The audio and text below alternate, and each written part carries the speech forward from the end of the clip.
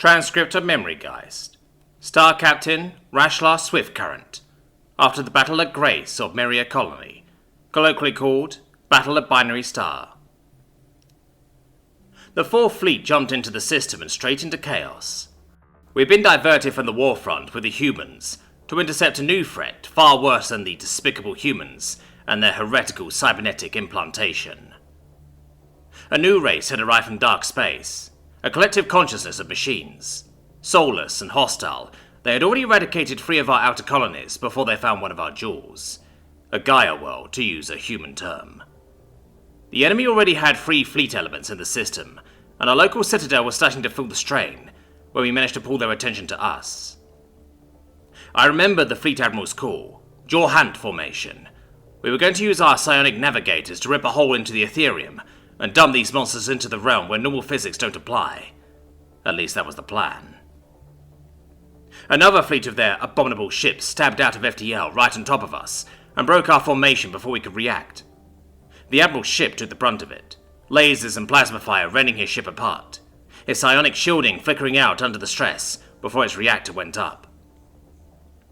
That's when my sensor officer called out more new contacts, from the same way we'd just come. Had they already surrounded us? Why hadn't the Magistrate contacted us? Eldari Fleet, this is Vanguard Squadron. We're here to lend a hand. Transmitting IFF trackers now. A human voice?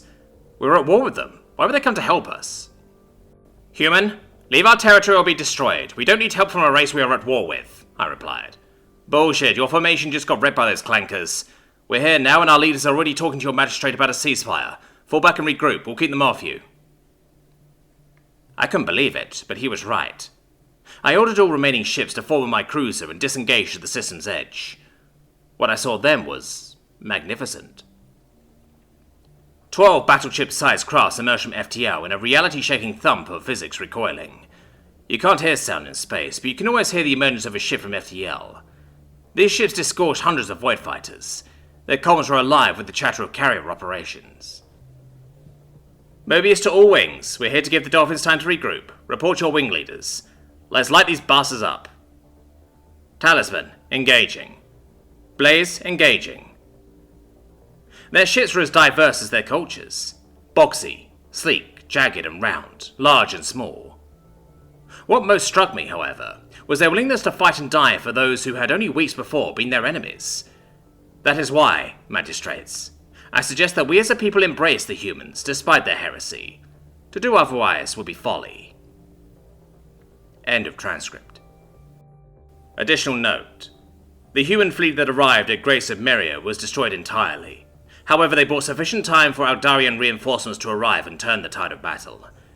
A memorial has been erected on Grace of Meria's primary colony, with the names of all the pilots and ship's crews etched into it, in honor of their sacrifice to the Eldari people, along with a phrase that passed between the pilots. Let us go dance with the angels.